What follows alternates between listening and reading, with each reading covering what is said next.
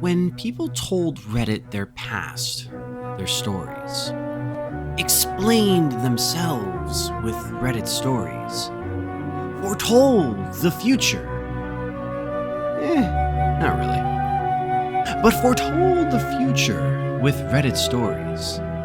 The best place by the monitor was kept for the Reddit teller.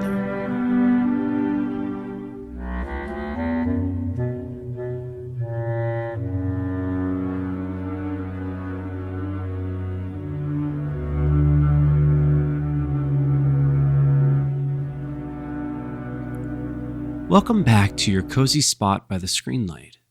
Today, I have some new tales to impart with some interesting outcomes. So, this next tale seems to stem from a legendary figure of Reddit known as Kevin. As a little backstory, Kevin seems to be what's a good word? Fairy tale-like creature of Reddit and everyday lives, involving experiences ranging from tiny, bizarre moments to outright absurd stupidity in both any office or professional setting to a nickname that you would give your dad for, say, dumping hot coals into a dumpster and watching it burst into flames and lying to the fire department saying you saw someone do it. So I think we should make this time about our friend Kevin. This next story stems from Alcuna, titled, "He Wants to DNA Test Her Kids." So I can't even completely wrap my brain around this Kevin. But when my friend Sage told me this story, I just had to get her permission to post it here. She gave it, so here we go. Fair warning, I fear the number of IQ points that may be lost in reading this. Sage started dating Kevin about 2 years before this incident. Things seemed to be going all right between them. She told me he was a bit of a derp and sometimes incredibly oblivious to some things. He couldn't pick up subtle cues, and even suggestions flew over his head, with about a mile of airspace between his skull and the suggestion.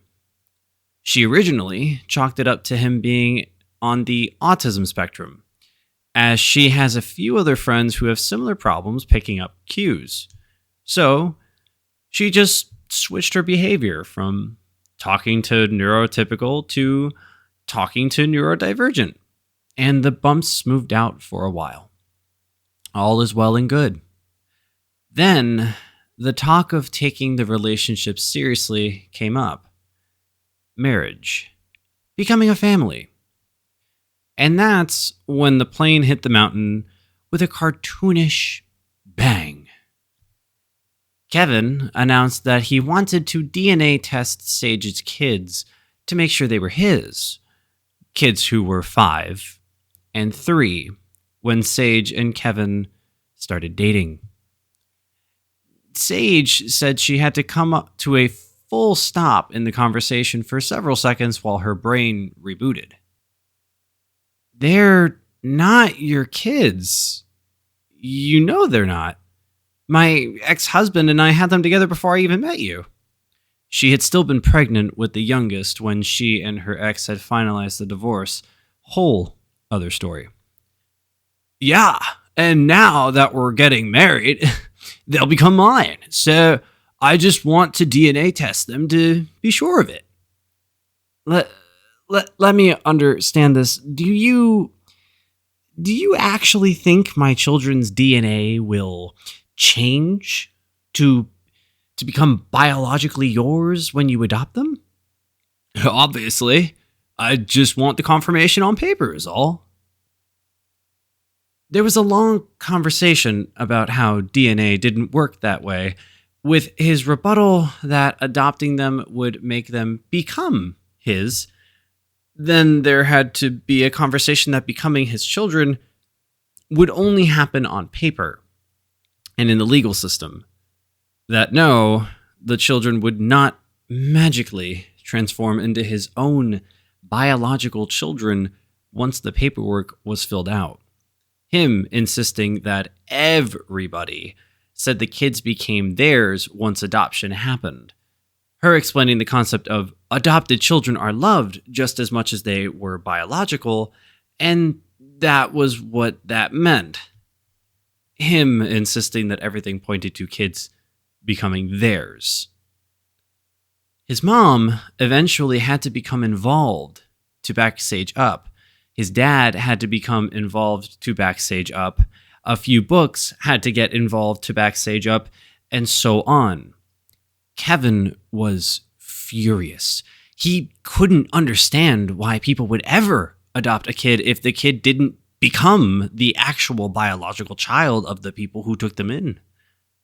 How stupid and selfish it was for kids to retain the DNA of the sperm and egg donor.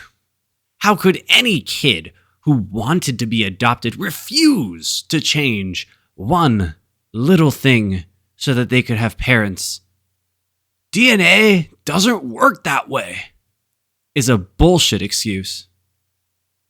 He ranted, he raved, and right in front of his own parents, he told her that if her kids weren't going to become his kids, then the marriage was never gonna happen.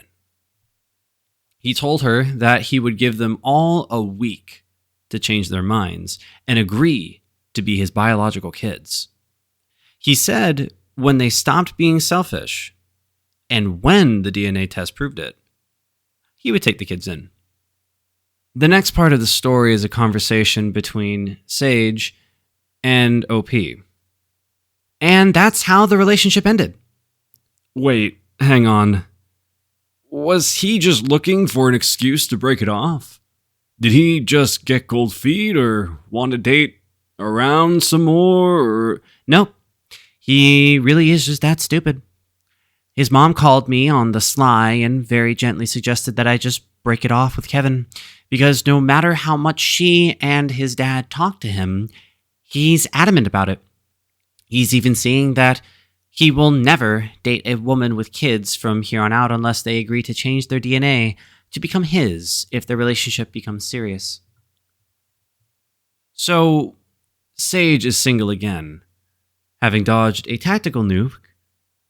God help everyone if he ever breeds.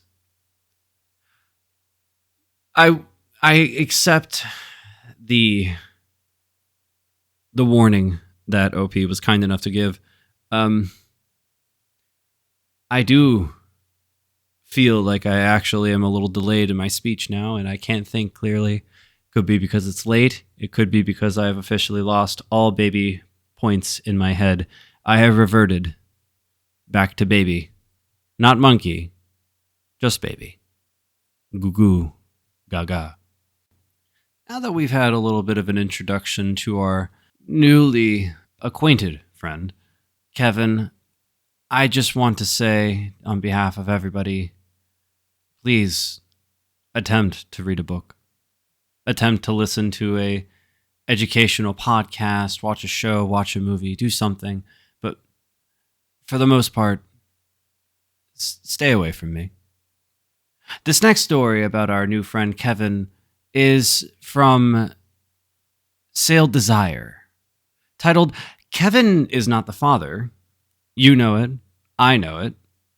Kevin doesn't get it. If y'all read my previous post on here, I had a high school friend who wasn't the brightest crayon in the box. The story ended with him living with his heroin-addicted girlfriend who's pregnant with his child. Or at least, that's what I thought. I haven't spoken much to Kevin since he had gotten expelled from school, and our relationship faded into only Facebook updates on each other's lives. The other day, I was speaking to a friend who we'll call Sarah, that still keeps in contact with Kevin. He got brought up in a conversation, mostly laughing about the ridiculous things he did in school, and then I asked about what he was up to. Now, here's something I didn't mention in my original post. You see, back in high school, Kevin vowed himself to celibacy. He didn't want to have the S word before marriage. Also, despite how strung out his current girlfriend is, the only drug Kevin ever used was marijuana. I didn't really think of them mentioning it in the last post because I figured he might have changed his mind and had the S word with his girlfriend. You know, the baby's not even his. Huh? Wait, seriously? Yeah, he's a virgin. Uh, does he know? Nope. He legitimately thinks he got her pregnant. Sarah let me have a moment just to see the astonishment on my face. She went on to tell me that when Kevin first told her his girlfriend was pregnant, she asked him, when did he start having the S word? Kevin said he never did. However, they do perform oral. Kevin believes that when his girlfriend swallowed, it impregnated her with his child.